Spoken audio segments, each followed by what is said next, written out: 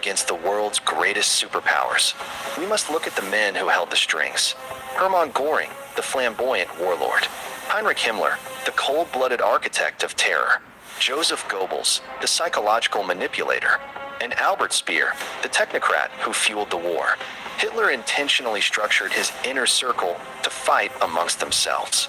He believed in a twisted version of social Darwinism that, by forcing his top ministers to constantly compete for his favor, only the most ruthless would survive and execute his will. There were no clear lines of authority. Ministries overlapped, commands contradicted each other, and betrayal was the currency of the Reich Chancellery. Every morning, these men woke up wondering not just how to defeat the Allies, but how to politically stab each other in the back. But when their agendas aligned, the results were devastatingly efficient. In this tactical breakdown, we pull back the curtain on the psychotic inner cabinet of the Third Reich, the strategists who built the empire, and whose massive egos eventually tore it down. Before a single tank could roll into Poland, Hitler needed to capture the minds of 80 million citizens. For that, he relied on a man with a severe physical limp, an immense inferiority complex, and an absolute genius for psychological warfare, Dr. Joseph Goebbels, the Reich Minister of Public Enlightenment and Propaganda. Goebbels understood a fundamental rule of human psychology long before modern media existed. He famously stated that if you tell a lie big enough and keep repeating it, people will eventually come to believe it. He didn't just censor the press. He took absolute control of it. He subsidized the production of cheap radios, the Volksempfänger, ensuring that Hitler's voice penetrated every single living room, kitchen, and factory across Germany. Goebbels pioneered the art of the political spectacle, the massive Nuremberg rallies, designed with towering pillars of light reaching into the night sky, were his creations. He turned politics into a secular religion, casting Hitler as a flawless savior and framing Germany's minorities as existential biological threats. But Goebbels' true strategic test came in 1943, after the catastrophic defeat at Stalingrad. When morale was plummeting, he delivered his infamous total war speech at the Berlin Sportpalast. He asked the crowd, "Do you want total war? Do you want it more total and radical than anything we can even imagine today?" The crowd screamed in approval. Goebbels had successfully re-energized a dying population, turning a military disaster into a fanatical crusade that extended the war by 2 bloody years. While Goebbels managed the mind, the skies belonged to a former World War I fighter ace who became the second most powerful man in Germany, Hermann Göring. Dressed in custom-designed, flamboyant uniforms covered in medals, and living a life of extreme luxury fueled by stolen art, Göring was the public face of Nazi military might. Hitler gave Göring unprecedented power. He was the chief of the Luftwaffe, the German Air Force, the head of the 4-year economic plan, and Hitler's officially designated successor. In the early days of World War II, Göring looked like a strategic mastermind. His Luftwaffe was the devastating tip of the Blitzkrieg spear, obliterating air forces in Poland, France, and the Low Countries. But Göring's massive ego would prove to be his strategic undoing. During the Battle of Britain in 1940, his arrogance blinded him. He promised Hitler he could crush the Royal Air Force in days. When British bombers launched a small, retaliatory raid on Berlin, a humiliated Göring, who had boasted that if a single bomb fell on Berlin, "You can call me Meyer," shifted target from British airfields to civilian cities. This single tactical error gave the RAF time to recover, handing Germany its first major strategic defeat. As the war dragged on, Göring retreated into a fog of morphine addiction and luxury at his massive estate, Karen Hall. He continuously lied to Hitler about aircraft production numbers, assuring the Führer that the Luftwaffe could supply the trapped 6th Army at Stalingrad from the air. It was a physical impossibility. Göring's vanity left the German army starving in the snow, proving that his loyalty was never to tactical reality, but to his own survival in Hitler's good graces. If Hermann Göring was the loud, ostentatious face of the regime. Heinrich Himmler was its silent, terrifying ghost, a failed chicken farmer with an obsession for occultism and racial purity. Himmler looked more like a low-level schoolteacher than a mass murderer. Yet, he built a state within a state that executed the most horrific crimes in human history. The SS. Himmler was a master bureaucrat. He systematically took control of every police force in Germany, combining them with the SS and the Gestapo, while Hitler spoke in broad, ideological concepts about eliminating his enemies. Himmler was the technocrat who figured out the logistics. He transformed hatred into an industrial process. Under his direct command, the SS constructed and operated the vast network of concentration and extermination camps across occupied Europe. Himmler viewed this mass slaughter not as a crime, but as a historic, difficult duty. In a secret 1943 speech to SS officers in Posen, he called the extermination of the Jewish people a glorious page in our history that has never been written and shall never be written. Himmler's strategy was total control through absolute terror. His SS empire controlled factories, plundered resources, and held the entire population of occupied Europe under a continuous death warrant. By 1944, Himmler's power was so vast that his shadow loomed larger than Hitler's own generals, making him the true, terrifying engine driving the Third Reich's ideological war. By 1942, Nazi Germany was facing economic collapse. The Blitzkrieg had failed in Russia, and the country was now locked in an industrial war against the combined manufacturing power of the British Empire, the Soviet Union, and the United States. To survive, Hitler turned to his young, brilliant personal architect, Albert Speer. Speer was appointed Minister of Armaments and War Production. Unlike the fanatical old guard of the Nazi Party, Speer was an educated, highly rational technocrat. He looked at the war purely as a data and logistics problem. He streamlined factories, eliminated bureaucratic red tape, and gave industrial managers direct authority over production lines. The results were terrifyingly effective. Under Speer's management, despite relentless, Allied strategic bombing campaigns that leveled German cities day and night, German weapons production didn't go down, it tripled. He produced more tanks, planes, and ammunition in 1944 than at any other point in the war. But Speer's economic miracle was built on a foundation of unadulterated human cruelty. To fuel his factories, he partnered directly with Heinrich Himmler to use millions of slave laborers from the concentration camps. Prisoners were worked to death in subterranean weapons factories, starved, and executed when their productivity dropped. Speer presented himself as an apolitical artist just doing his job, but he was the vital, life support system that kept Hitler's genocide operating long after the war was strategically lost. April 1945, the final act, as Soviet artillery shells pounded the Reich Chancellery into dust. The internal structure of Hitler's brain trust fractured into complete chaos. Safe inside the subterranean concrete walls of the Führer bunker, the grand illusion was finally breaking down. One by one, the Vipers turned on their master and each other. Hermann Göring, safe in southern Germany, sent a telegram to the bunker asking if he should take over leadership of the Reich. Hitler, fueled by a final burst of paranoia and encouraged by Goebbels, flew into a rage, stripping Göring of all his titles and ordering his arrest for high treason. Days later, news reached the bunker that Heinrich Himmler, the man Hitler called Der True Heinrich, loyal Heinrich, had secretly attempted to negotiate a surrender with the Western allies behind the Führer's back. It was the ultimate psychological betrayal.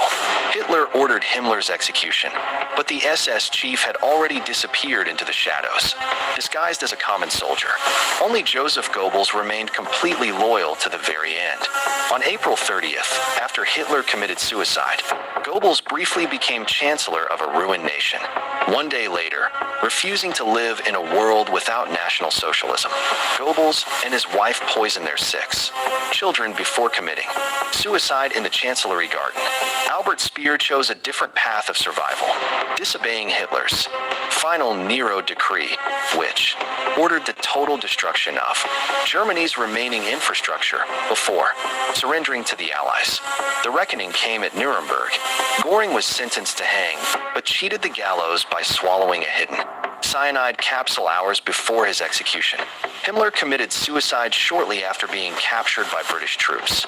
Albert Speer served 20 years in prison, projecting a calculated myth of the good Nazi who knew nothing of the regime's worst crimes, a lie history would later thoroughly debunk.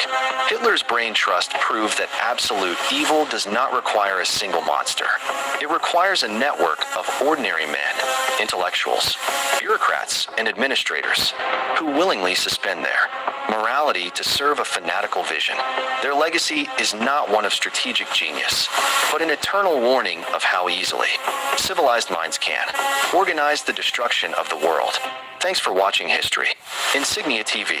If you found this tactical, breakdown insightful, hit the like button, subscribe, and drop your thoughts in the comments below on which strategist was the most dangerous. See you in the next episode. May 1945. The sirens across Europe finally fall silent. The Third Reich, a regime built on iron and blood, has collapsed into ash and ruin. Across London, Paris, and New York, millions flood the streets to toast to an hard-won era of peace. The long nightmare of the Second World War is over. But inside a locked, smoke-filled military headquarters in occupied Bavaria, the atmosphere is anything but celebratory. It is low. General George S. Patton Jr., the brilliant and erratic commander of the legendary United States Third Army, stands alone over a massive tactical map of Europe. His ivory-handled revolvers rest on his hips, and his fingers trace a red line directly past the broken borders of Germany, cutting straight through Poland and stopping dead on Moscow. While the world celebrates a new dawn, Patton is quietly calculating how many days it will take his battle-hardened tanks to reach the Kremlin. To him, the war hadn't ended. It had just been paused, and he wanted to unpause it.